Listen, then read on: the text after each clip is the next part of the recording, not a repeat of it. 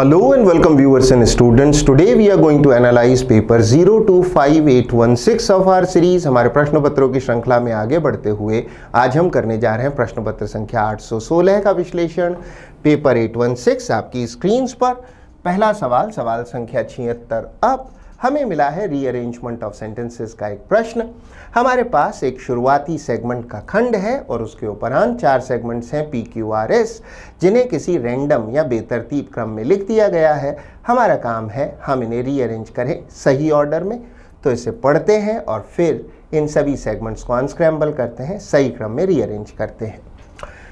Many psychological, neurological, psychological आप जानते हैं मनोवैज्ञानिक, और न्यूरोलॉजिकल का अर्थ है तंत्रिका तंत्र से संबंधित या फिर स्नायु तंत्र से संबंधित।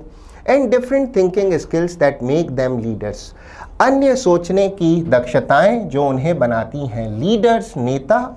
रादर देन फॉलोअर्स, फॉलोअर्स है अनुयायी, रादर देन का अर्थ है के बनिस्पत या की तुलना में। तो कुछ सोचने की कुशलताएं होती हैं जो उन्हें नेता या नेतृत्व संपन्न व्यक्ति बनाती हैं बनिस्पत अनुयायियों के। आगे बढ़ते हुए, स्टडीज जनरली इंडिकेट, अध्ययन जनरली सामान्यतः दर्शाते हैं that leaders are actually born, जो नेता हैं जिनमें नेतृत्व का गुण है वो सामान्यतः जन्म लेते हैं, पैदा होते हैं with different personality traits. Traits का अर्थ है लक्षण या कैरेक्टरिस्टिक्स, कि जो नेतृत्व वाले लोग होते हैं या नेता लोग होते हैं वो जन्म लेते हैं अलग ही व्यक्तित्व के लक्षणों के साथ, ट्रेट्स या कैरेक्टरिस्टिक्स के साथ। To discover if leadership can truly be a learn trait, learn का अर्थ है सीख कर जो चीज़ आप प्राप्त करें वो लर्नड है यानी सीखी हुई। ट्रेट का अर्थ है कैरेक्टरिस्टिक या लक्षण। ये डिस्कवर करने के लिए, पता लगाने के लिए कि क्या लीडरशिप जो नेतृत्व है ये सीखा हुआ गुण हो सकता है। एंड सोशियोलॉजिकल टेस्ट, सोशियोलॉजिकल का अर्थ है सामाजिक या समाज से संबंधित। Tests have been conducted, conduct का अर्थ है किसी चीज़ को करना या आयोजित करना, बाय साइंटिस्ट है वैज्ञानिक। इतना पढ़ने पर हमें एक खासा सटीक अनुमान हो चला है कि ये नेतृत्व के गुणों के बारे में है कि क्या ये गुण सीखे जा सकते हैं या फिर नेतृत्व संपन्न लोग जन्मजात रूप से इन गुणों को लेकर पैदा होते हैं। हमारे पास जो 2 बेहतरीन लिंक्स हैं वो हैं SR और QP। सबसे पहले ओपनिंग हमारे पास है मैनी साइकोलॉजिकल, न्यूरोलॉजिकल, कई मनोवैज्ञानिक और स्नायु संबंधी या फिर तंत्रिका तंत्र संबंधी, एंड सोशियोलॉजिकल। सबसे पहले S जो कि शुरुआती खंड को पूरा कर रहा है। एंड सोशियोलॉजिकल का अर्थ है सामाजिक। Test have been conducted by scientist, scientist ने ऐसे कई टेस्ट कंडक्ट किए हैं। एस के उपरांत होगा R। टू डिस्कवर, ये पता लगाने के लिए कि क्या leadership can truly be a learn trait, क्या लीडरशिप एक सीखा हुआ गुण या कैरेक्टरिस्टिक हो सकता है। उसके उपरांत Q। स्टडीज जनरली इंडिकेट, जो अध्ययन है वो सामान्यतः दर्शाते हैं that leaders are actually born with different personality traits, कि जो नेता हैं या नेतृत्व संपन्न लोग हैं वो जन्म लेते हैं कुछ विशेष व्यक्तित्व के लक्षणों के साथ। और अंतिम खंड मात्र P हो सकता है। एंड डिफरेंट थिंकिंग स्किल्स, व्यक्तित्व के लक्षण और सोचने की अन्य दक्षताएं दैट मेक देम लीडर्स, जो कि वो गुण और वो दक्षताएं उन्हें बनाते हैं लीडर्स रादर देन फॉलोअर्स, जो उन्हें अनुयायी नहीं लीडर्स बनाते हैं। हमारा आंसर वो ऑप्शन होगा जो हमें देता हो सबसे पहले S, उसके उपरांत R, Q और P। हमारा आंसर मात्र ऑप्शन C हो सकता है, अन्य कोई ऑप्शन सही नहीं। आगे बढ़ते हुए सवाल संख्या 77, एक बार फिर से रीअरेंजमेंट ऑफ सेंटेंसेस का प्रश्न है। हल करने की विधि वही है, पढ़ें और फिर इन सेगमेंट्स को सही क्रम में रीअरेंज करें। ओपनिंग सेगमेंट हमारे पास है they walk down the hall of, उसके उपरांत A rocked them to sleep and played songs for them. विद्यार्थी ध्यान दें, यहाँ शब्द रॉक का अर्थ है आहिस्ता से हिलाना या झुलाना।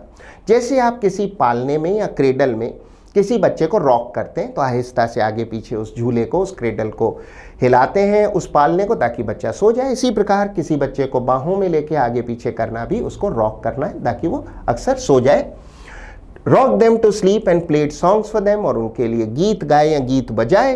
had cost them $75,000. This house clothed and fed them. विद्यार्थी ध्यान दें, शब्द क्लोथ का शाब्दिक अर्थ है कपड़े पहनाना, यहाँ अर्थ है ढकने या शरण देने से, एंड फेड देम।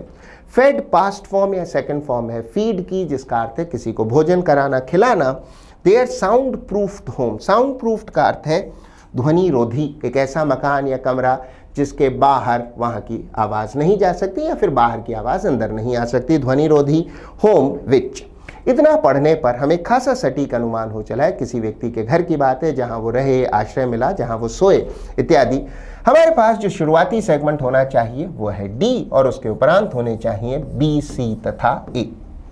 सबसे पहले ओपनिंग स्टेटमेंट के साथ, दे walk down the hall of their sound proofed home, वो अपने साउंड प्रूफ होम के हॉल में आए, विच हैड कॉस्ट देम, जिसकी कीमत उन्हें पड़ी थी। विद्यार्थी ध्यान दें, बहुत आसान लिंक है, $75,000, बी के उपरांत सी, जिस घर की कीमत उन्हें पड़ी थी $75,000। This house clothed and fed them, इस घर ने उन्हें ढका, उन्हें आश्रय दिया, फेड देम वहीं उन्होंने भोजन किया, और अंतिम खंड मात्र ए हो सकता है, रॉक्ड देम टू स्लीप, उन्हें वहां नींद आई, and played songs for them, और उसी घर ने उनके लिए गीत बजाए, गीत गाए खुशियों के।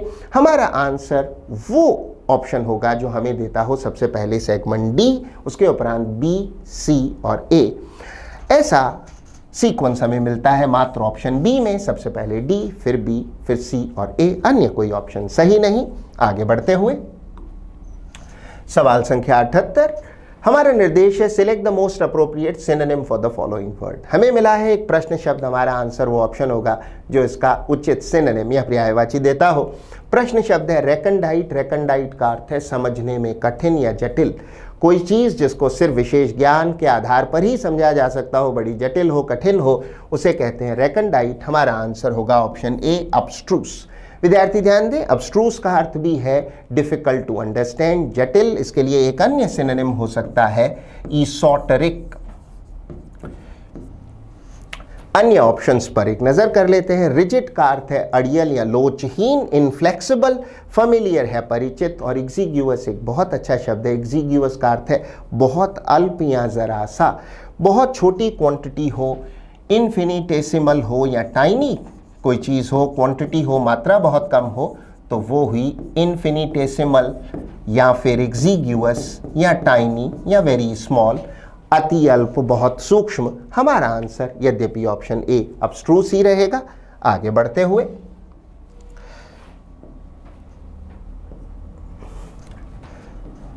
सवाल संख्या 79 आपकी स्क्रीन पर। अब की बार निर्देश है choose the word that is opposite in meaning to the given word. अब की बार हमारा आंसर वो ऑप्शन होगा जो प्रश्न शब्द का एंटोनिम हो, उसका ऑपोजिट हो, उसका विलोम शब्द हो। पढ़ते हैं। प्रश्न शब्द है ऑब्फस्केट। ऑब्फस्केट का अर्थ है किसी चीज को जटिल बनाना, टू कॉम्प्लिकेट समथिंग। आप किसी बात को और जटिल बना रहे हैं साहब, यू आर ऑब्फस्केटिंग समथिंग। जटिल बनाना। हमारा आंसर होगा क्लैरिफाई। क्लैरिफाई का अर्थ है स्पष्ट करना। अगर आप क्लैरिफाई करते हैं तो चीज़ों को स्पष्ट करते हैं। अन्य ऑप्शंस को कभी इग्नोर ना करें, दोनों रिव्यू कर लेते हैं। ऑप्शन बी कॉम्प्लिकेट तो प्रश्न शब्द का सिनोनिम है, ये हमारा आंसर हो सकता था यदि हमसे सिनोनिम पूछा गया होता, लेकिन अब की बार एंटोनिम पूछा गया है। कॉम्प्लिकेट है जटिल करना। मेंड का अर्थ है मरम्मत करना, ठीक करना। और इनविगरेट एक बहुत अच्छा शब्द है जिसका अर्थ है किसी में ऊर्जा या स्फूर्ति भरना, इंग्लिश में रिवाइटलाइज। हमारा आंसर ऑप्शन ए ही रहेगा। आगे बढ़ते हुए सवाल संख्या 80। अब की बार हमारा निर्देश है select the most appropriate meaning of the given idiom. हमें एक मुहावरा मिला है, एक इडियम मिली है। हमारा आंसर वो ऑप्शन होगा जो इस इडियम, इस मुहावरे का सही अर्थ देता हो। पढ़ते हैं। Wear one's heart on one sleeve. If you wear your heart on your sleeve, you openly display your emotions. आप पब्लिकली अपनी भावनाओं को व्यक्त करते हैं, दिखाते हैं। हमारा आंसर होगा option A, to openly display. Display का अर्थ है प्रदर्शन करना, दिखाना। वंस इमोशंस, अपनी भावनाओं को सार्वजनिक रूप से दिखाने को कहते हैं to wear one's heart on one sleeve. अन्य ऑप्शंस पर एक नज़र कर लेते हैं। टू सस्पेक्ट अ ट्रिक, किसी चतुराई या चालाकी का शक करना कि कोई चालाकी कर रहा है। टू अंडरस्टैंड, समझना, बिल्कुल नहीं, न बी न c. To go through a heart break. Heart break का अर्थ है दिल टूटने की स्थिति, निराशा या दुख की किसी भारी स्थिति को कहते हैं हार्ट ब्रेक। हमारा आंसर ऑप्शन ए ही रहेगा। आगे बढ़ते हुए सवाल संख्या 81, अब की बार निर्देश है choose the correctly spelled word. हमारा आंसर वो ऑप्शन होगा जिसकी स्पेलिंग पूरी तरह से सही है। हमारा आंसर होगा ऑप्शन ए। डॉज की स्पेलिंग में कोई दोष नहीं है। डॉज का अर्थ है चकमा देना, गच्चा देना। तो अगर कोई चोर या अपराधी पुलिस को डॉज करता है तो उन्हें अवॉइड करता है, पकड़ा नहीं जाता, उन्हें चकमा दे जाता है। शब्द ब्रिलियंट की स्पेलिंग में कमी है। एल सिंगल नहीं डबल होना चाहिए था। BRILLIANT, एल सिंगल नहीं डबल होना चाहिए था। सीज की स्पेलिंग गलत है। ई और आई का क्रम उल्टा है। SEIZE होना चाहिए था। सीज का अर्थ है जब्त करना। और रेसिप्रोकेट की स्पेलिंग भी गलत है। RECE के स्थान पर RECI होना चाहिए था। रेसिप्रोकेट का अर्थ है विनिमय करना या किसी चीज़ के बदले में कुछ देना। किसी ने आपकी मदद की, आप उस ऑब्लिगेशन को रेसिप्रोकेट करना चाहते हो तो बदले में आप भी उनकी कोई मदद करें। ऑप्शन ए एक ऐसा ऑप्शन है जिसकी स्पेलिंग में कोई गलती नहीं थी, वही हमारा आंसर होगा। आगे बढ़ते हुए सवाल संख्या 82, वन वर्ड सब्स्टिट्यूशन का प्रश्न है। दिए हुए डिस्क्रिप्शन को पढ़ते हैं और फिर इसके लिए वन वर्ड सब्स्टिट्यूट चुनते हैं। फीलिंग और एक्सप्रेसिंग महसूस करता हुआ या व्यक्त करता हुआ। ओवरवेलमिंग का अर्थ है अतिशय या बहुत ज्यादा। हैप्पीनेस और जॉयफुल एक्साइटमेंट, एक्साइटमेंट आप जानते हैं जोश उत्साह, तो बहुत ज्यादा खुशी दर्शाता हुआ या व्यक्त करता हुआ कहलाएगा एक्सटैटिक। एक्सटैटिक का अर्थ है उल्लसित, बेहद खुश, डिलाइटेड, बेहद खुश, प्रसन्न, उल्लसित। अन्य ऑप्शंस को एक बार रिव्यू कर लेते हैं। एस्केलेट का अर्थ है बढ़ाना। अगर प्राइस को आप एस्केलेट कर रहे हैं तो उसे इंक्रीज कर रहे हैं, बढ़ा रहे हैं, ऊपर ले जा रहे हैं। इंट्रिकट है पेचीदा या जटिल या कॉम्प्लिकेटेड। और सिंटिलेटिंग एक बहुत अच्छा शब्द है। इसके दो प्रमुख अर्थ हैं। एक तो बहुत ब्राइटली या ब्रिलियंटली चमकना, और दूसरा अर्थ है अद्भुत या शानदार। तो अगर किसी खिलाड़ी ने एक सिंटिलेटिंग सेंचुरी बनाई है तो बहुत आउटस्टैंडिंग, बहुत अच्छी सेंचुरी बनाई है। और जबकि दूसरा अर्थ हम जान चुके हैं, चमकना, बहुत ब्रिलियंटली या ब्राइटली चमकना, तो बहुत अच्छे से चमकता हुआ या फिर अद्भुत, शानदार। हमारा आंसर ऑप्शन बी ही रहेगा। आगे बढ़ते हुए सवाल संख्या 83, हमारा निर्देश है हम दिए हुए वाक्य का वॉइस बदलें। हमें मिला है एक्टिव वॉइस का एक वाक्य जिसे हमें पैसिव वॉइस में बदलना है। पढ़ते हैं। Pranav painted the old man's house. विद्यार्थी ऐसे वाक्यों में सबसे पहले दिए गए वाक्य के टेंस को पहचाने। सब्जेक्ट प्रणव के बाद में पेंटेड वर्ब की सेकंड या पास्ट फॉर्म का इस्तेमाल किया गया है। टेंस हुआ सिंपल पास्ट। जब हम इसे पैसिव वॉइस में बदलेंगे तो हमारी हेल्पिंग वर्ब होगी वॉज या वर, जैसी भी आवश्यकता हो, और उसके साथ वर्ब की थर्ड फॉर्म का इस्तेमाल होगा। नया सब्जेक्ट होगा दी ओल्ड मैन्स हाउस। चूंकि एक सिंगुलर सब्जेक्ट है, हमें चाहिए वॉज और फिर वर्ब की पास्ट पार्टिसिपल या थर्ड फॉर्म। हमारा आंसर होगा option B, the old man's house was painted by Pranav. अन्य ऑप्शंस को कभी इग्नोर न करें, तो उन पर एक नजर कर लेते हैं। ऑप्शन ए कहता है the old man's house was being painted. नहीं, बीइंग नहीं हो सकता, वाक्य पास्ट कंटिन्यूअस नहीं, सिंपल पास्ट का है।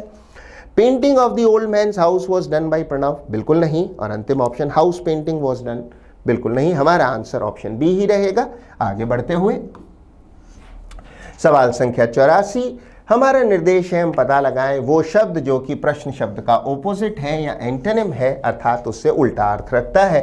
हमारा प्रश्न शब्द है ब्रिटल। ब्रिटल का अर्थ है भंगुर।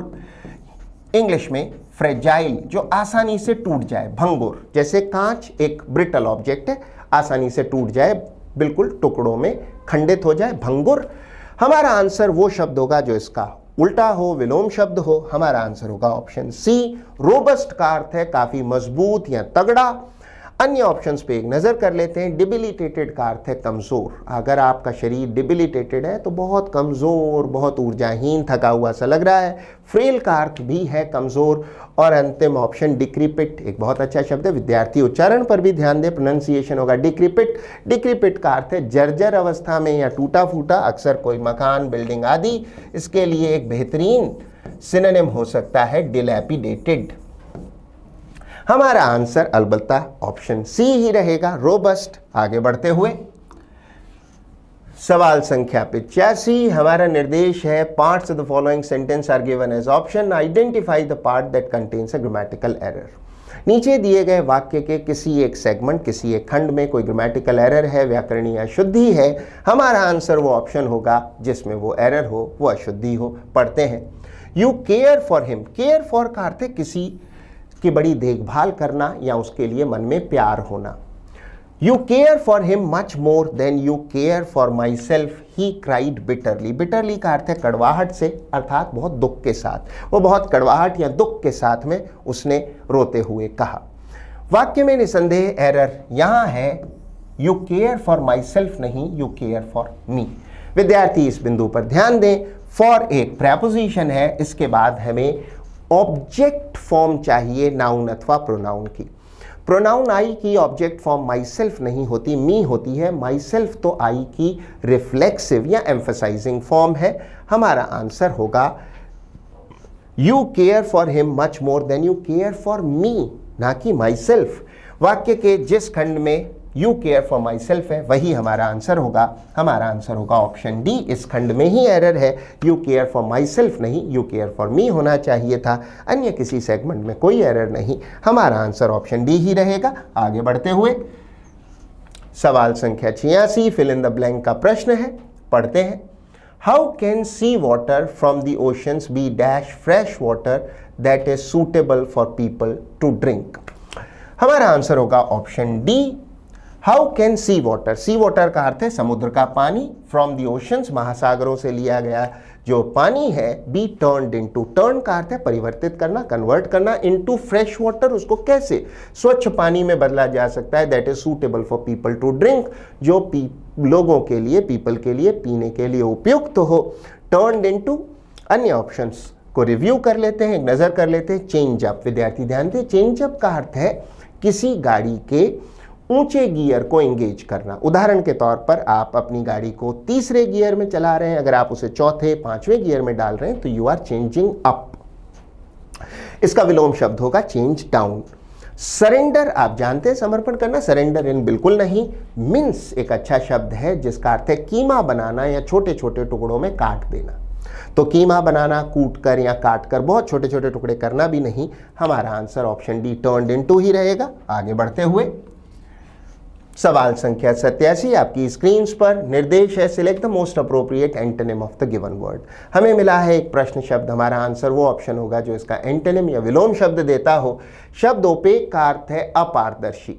अगर कोई शीट या फिर कांच की कोई परत ओपेक है तो वो अपारदर्शी है, उसके दूसरी तरफ नहीं देखा जा सकता। तो जो चीज ट्रांसपेरेंट नहीं है, अपारदर्शी है, वो है ओपेक। हमारा आंसर होगा पलूसिड। विद्यार्थी ध्यान दें, पलूसिड का अर्थ है ट्रांसपेरेंट। अगर कहीं पानी बेहद साफ है तो आप कहेंगे पलूसिड वाटर। तो पलूसिड है ट्रांसपेरेंट, बिल्कुल साफ, एकदम पारदर्शी। अन्य ऑप्शंस को रिव्यू कर लेते हैं। ऑप्शन बी पैरागन का अर्थ है किसी चीज का अनुपम उदाहरण या फिर किसी चीज का प्रतिरूप। अगर कोई आदमी पैरागन ऑफ गुड क्वालिटीज है तो अच्छे गुणों का साक्षात स्वरूप है। ग्लोरीफाई का अर्थ है गौरवगान करना, और डार्क आप जानते हैं गहरा या फिर अंधकारमय या फिर अंधेरा। हमारा आंसर ऑप्शन ए ही रहेगा। आगे बढ़ते हुए सवाल संख्या 88 आपकी स्क्रीन पर एक बार फिर से वन वर्ड सब्स्टिट्यूशन का प्रश्न है। इस डिस्क्रिप्शन को पढ़ते हैं और इसके लिए सही वन वर्ड सब्स्टिट्यूट चुनते हैं। The act of identifying the exact cause of a disease, exact है बिल्कुल सटीक, cause है कारक of a disease from its signs, लक्षण, और symptoms हैं किसी बीमारी के लक्षण या चिन्ह। तो signs या symptoms से किसी बीमारी के असली कारण का पता लगाने को कहते हैं डायग्नोसिस। इसीलिए वो लैब्स जहां पर आप इस तरह के टेस्ट करवाते हैं उसे डायग्नोस्टिक लैब कहा जाता है। अन्य ऑप्शंस पर एक नज़र कर लेते हैं। बायोप्सी का अर्थ है उत्तक परीक्षण। ये किस तरह होता है, विद्यार्थी ध्यान दें। शरीर के किसी भाग जिसकी जांच करनी है, जो रुग्ण है, उसका एक टिश्यू लिया जाता है और उसकी लेबोरेटरी में जांच कराई जाती है। इस टेस्ट को कहते हैं बायोप्सी या फिर उत्तक परीक्षण। प्रिडिक्शन का अर्थ है भविष्यवाणी, और ऑटोप्सी एक बहुत अच्छा शब्द है जिसका बहुत अधिक पॉपुलर सिनोनिम है पोस्टमार्टम। किसी व्यक्ति के मरने के बाद उसके मृत्यु के कारण को जानने के लिए जो शव का परीक्षण किया जाता है उसे पोस्टमार्टम कहते हैं। उसी का तकनीकी या टेक्निकल सिनोनिम है ऑटोप्सी। हमारा आंसर अलबत्ता ऑप्शन बी डायग्नोसिस ही रहेगा। आगे बढ़ते हुए सवाल संख्या 89, निर्देश है select the most appropriate meaning of the given idiom. हमें एक मुहावरात्मक एक्सप्रेशन मिला है, इडियोमैटिक एक्सप्रेशन या इडियम है, जिसका अर्थ हमें बताना है सी चेंज। कहीं किसी फील्ड या किसी क्षेत्र में आए बड़े बदलावों को कहते हैं सी चेंज। हमारा आंसर होगा मेजर ट्रांसफॉर्मेशन। ट्रांसफॉर्मेशन है बदलाव, मेजर है बड़ा, तो बड़ा बदलाव, बड़ी तब्दीली। अन्य ऑप्शंस को कभी इग्नोर ना करें। Let's review them one after the other. To pursue, pursue का अर्थ है अनुसरण करना या पीछा करना। किसी लक्ष्य का पीछा करना भी परसू है, किसी पढ़ाई के कोर्स को करना भी उसे परसू करना है।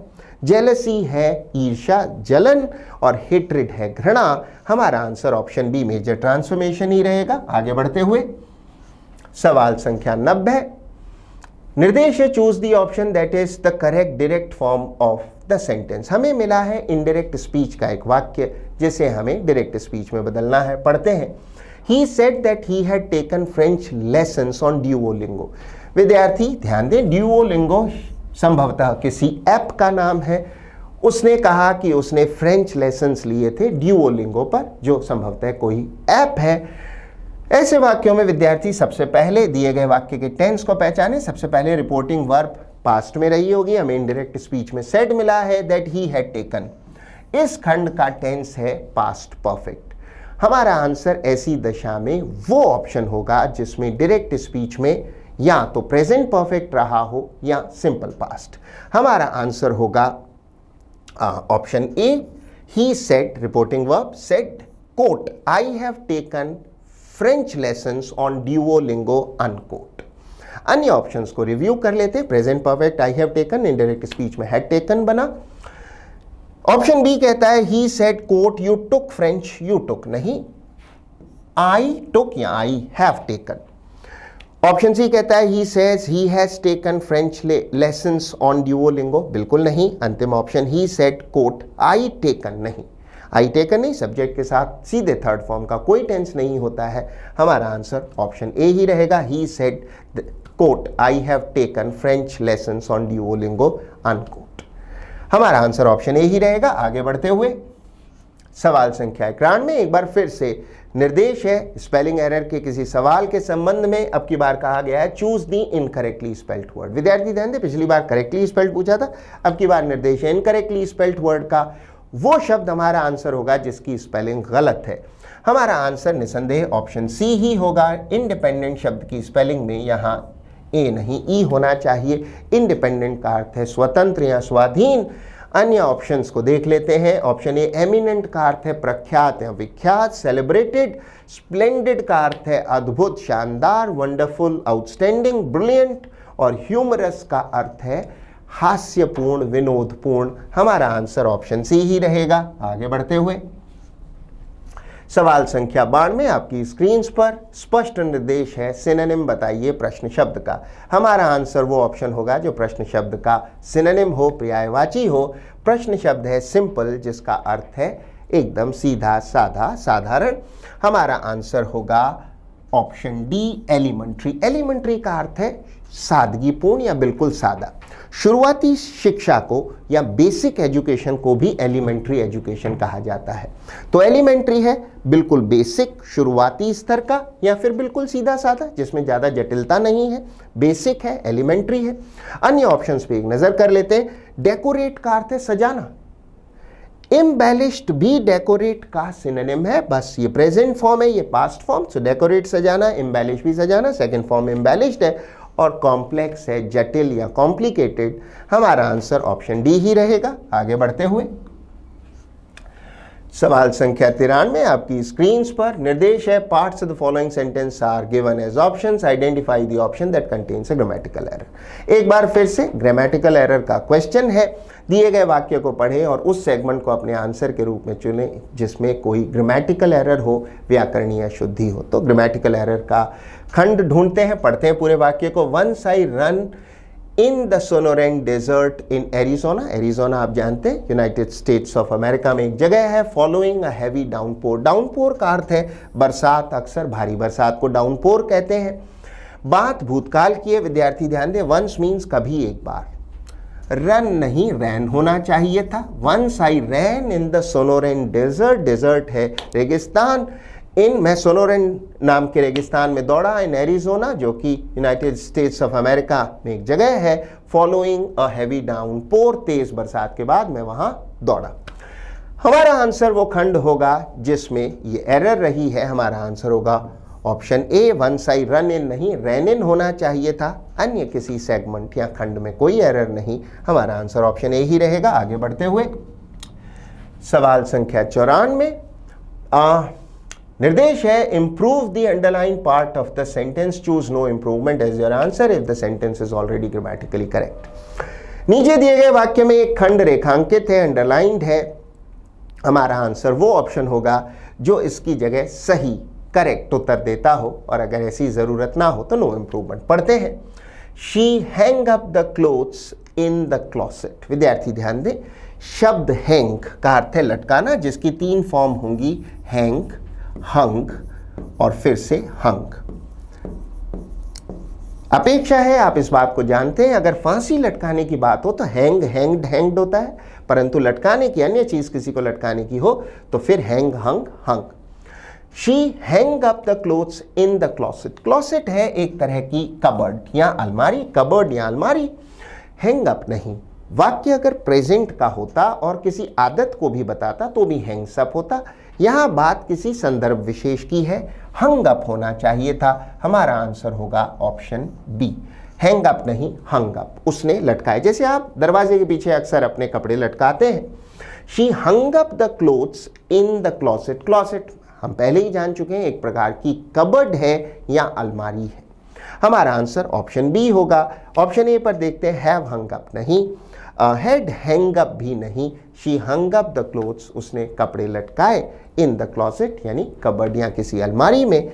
आगे बढ़ते हुए सवाल संख्या 95, अब की बार हमारा निर्देश है, इस सेगमेंट को जो कि ब्रैकेट्स में दिया है उसका सब्स्टिट्यूशन करें सही ऑप्शन से। पढ़ते हैं, the guest has just arrived. बेहद आसान प्रश्न है, गेस्ट से प्लूरल शब्द है, प्लूरल शब्द के साथ हेल्पिंग वर्ब प्रेजेंट परफेक्ट के वाक्यों में हैज नहीं हैव होनी चाहिए। द गेस्ट हैज नहीं हैव जस्ट अराइव्ड, हमारा आंसर होगा ऑप्शन ए। अन्य ऑप्शंस पर एक नजर कर लेते हैं, अराइव्स नाउ नहीं, गेस्ट प्लूरल है और प्रेजेंट परफेक्ट की बात है, जस्ट अराइव्स भी नहीं, हमारा आंसर मात्र ऑप्शन ए ही हो सकता है। आगे बढ़ते हुए सवाल संख्या 96 से 100, अंतिम 5 प्रश्न। हमें मिला है एक cloze test, fill in the blanks का एक सेट या समुच्चय, जिसे हल करने की विधि से आप वाकिफ हैं। सबसे पहले दिए गए पैसेज को पढ़ें, उसके उपरांत उसे हल करें। यदि समय नाकाफी हो, समय अपर्याप्त हो, तो आधा पैसेज पढ़ें, उसके उपरांत उसे हल करें, और हमेशा याद रखें ब्लैंक्स के आगे तक पढ़ें। तो पढ़ते हैं, Anders couldn't get to the bank until before it closed. Anders bank कब पहुंच पाया? बस तभी जब वो बंद होने वाली थी, ठीक उससे पहले पहुंच पाया। सो ऑफकोर्स निश्चित रूप से the dash was endless. Endless का अर्थ है बहुत लंबी, कभी ना खत्म होने वाली। And he got dash behind 2 women, behind है पीछे, विमेन है महिलाएं।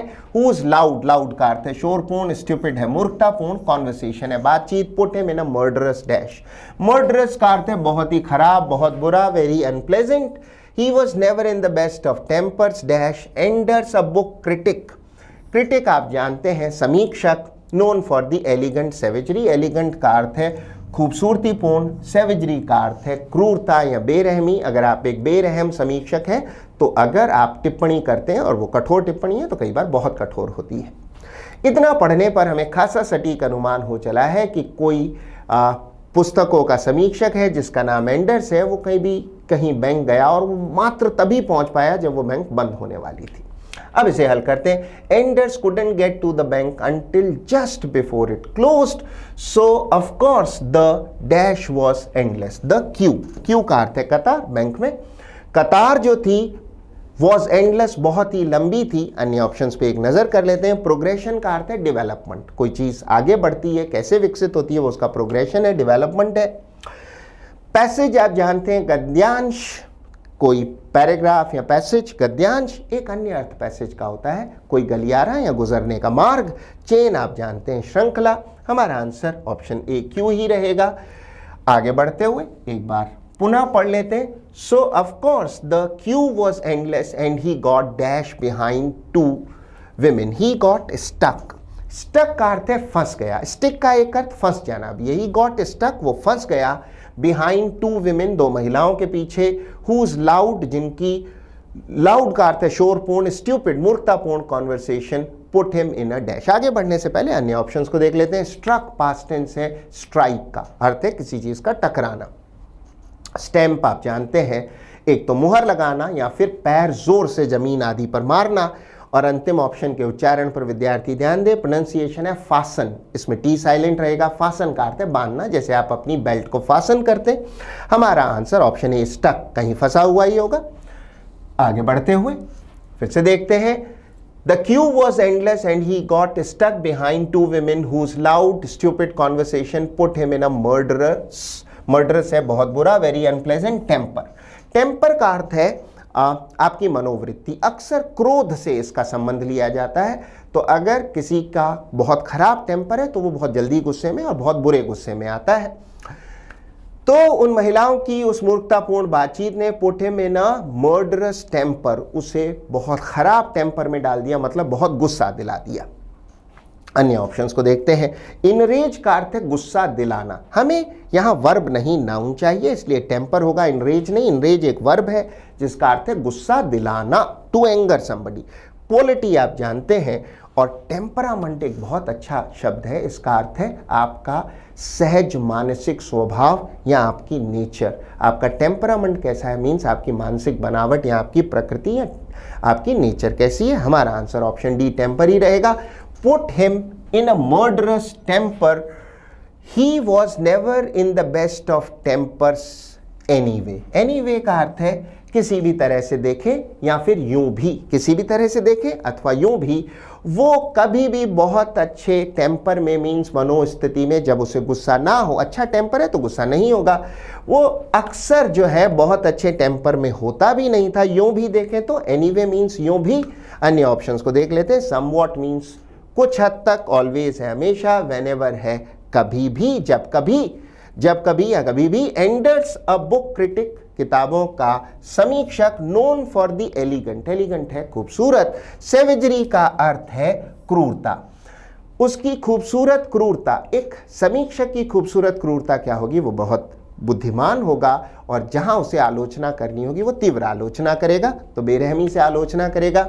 एलिगेंट सेवेजरी विथ विच, आगे बढ़ते हुए, with which he dispatched almost everything he reviewed. यहां विद्यार्थी विशेष ध्यान दें, शाब्दिक अर्थ में डिस्पैच का अर्थ है किसी चीज को कहीं भेजना, किंतु एक अन्य अर्थ है डिस्पैच का किसी चीज को निपटाना या जल्दी से समाप्त करना। Elegant savagery with which he dispatched, वो जल्दी से निपटा देता था, किसी काम को पूरा कर देता था, किसी बुक को निपटाना, उसका समीक्षा कर देता था। With which he dispatched almost everything he reviewed. Review का अर्थ है समीक्षा करना, जिस भी चीज की वो समीक्षा करता उसको अपने शब्दों की बेरहमी से जल्दी से निपटा देता, उस काम को पूरा कर देता। अन्य ऑप्शंस पर एक नजर डाल देते हैं। ट्रांसफर का अर्थ है कहीं किसी चीज को भेजना या स्थानांतरण करना। इनकॉर्पोरेट का अर्थ है किसी चीज को किसी में शामिल करना। वैसे किसी कंपनी को बनाना भी उसको इनकॉर्पोरेट करना कहते हैं, तो कंपनी का निर्माण करना, कंपनी बनाना, अथवा किसी चीज को किसी में शामिल या सम्मिलित करना। कलेक्ट आप जानते हैं इकट्ठा करना। हमारा आंसर ऑप्शन डी डिस्पैच्ड ही रहेगा। तो ये था आपका एनालिसिस पेपर 816 का। I hope you manage to learn a few things from it. Analysis में सिखाए गए नियमों को लिखें, उनका अभ्यास करें। एनालिसिस में सिखाई गई वोकैबुलरी को लिखें, नोट करें, याद करें, और बहुत बेहतर होगा उन वर्ड्स, उन इडियम्स का अपने एग्जाम्पल सेंटेंसेस में प्रयोग करें। So keep working, keep trying, keep learning. All the best. Thank you and bye bye.